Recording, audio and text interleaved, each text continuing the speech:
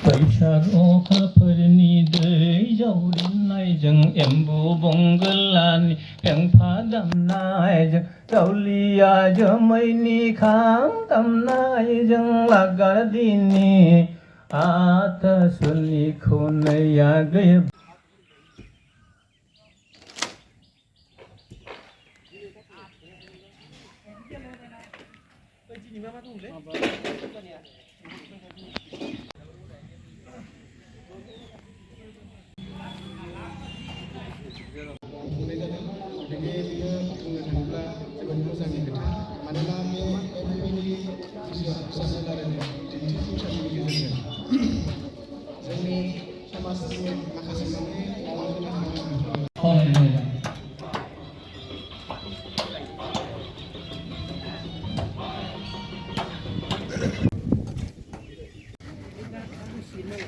हामलायनाय लोगोसे गंग्लायनाय जासिबाय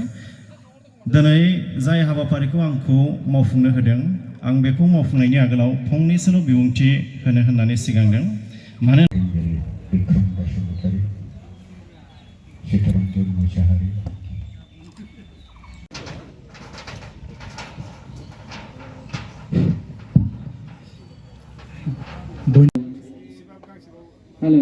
लानानैनो जानो हागौ बिथांमोना नैबे आफादखौ दानाय जादों आरो बिथांमोननि जि थांखि नोजोर बे जाफुंथों आं बेखौनो नोजोर बोनानै लेंहराखै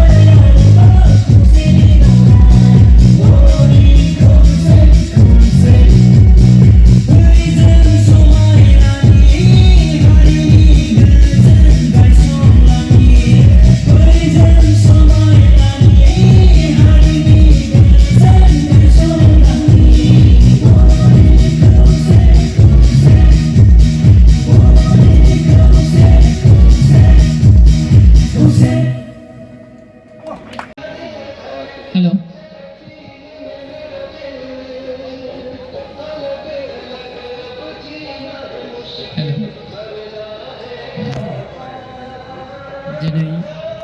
नुजाफैनो हानाय जोंनि UBO इउनाइटेड बड' अर्गेनाइजेसननि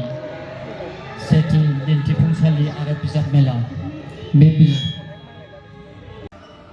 जै होग्रा हान्जायाव थायोमोन आङो 1968 मायथाइनि PTCनि भट बयकट खालामनायनिफ्राय रमान हांखोनि सोमावसारनायसिम नांथाब हायाब्लाबो सम सम जै होनायाव ओंखारफायोमोन। बे समाव गोसोआ बेफोर आयदायावल' नांथाबनानै थायोमोन। 1952 मायथाइयाव बर' थुनलाइ आफाद दाजेननायनिफ्राय बर' हारिनि सानस्रियाव गाननाय बायदि गासैबो जांगोनफोरखौ नायनो ना जानो आं लंथंथारसै नै हिनजावा मिनिहरनाय जायगाया गावनि सिंथार जेरावहाय बियो थ्रोब हाबसोना थायो गोसो जाब्लानो आरो गाननाय बायदि गासैबो जांगोनफोरखौ नायनो ना जानो आं लंथंथारसै नै हिनजावा मिनिहरनाय जायगाया गावनि सिंथार जेरावहाय बियो थ्रोब हाबसोना थायो गोसो जाब्लानो आरो रं बिरंनि गेलेनायनि खेला खिलिजेन बिलाइ गोरान बिलाइ फागुना होदों मारा रुंमों आइजोनि दखना आइजोआ गोब्राबथा मोसादों। जोहोलावजोफोरनि बर' बिमानि गोरबोआव जोनोम जाफैबाय। नखरखान्थि, समाजखान्थि, रांखान्थि, सोलोंथाइ खान्थि, राजखान्थि। बैसाग अखाफोरनि दै जावरिनायजों एम्बु बंगोलानि फेंफा दामनायजों दावलिया जोमैनि खाम दामनायजों लागादिनि आथासुनि खौनैया गै बैसागु बायबोलानो एसेयावनो जोब्बाय।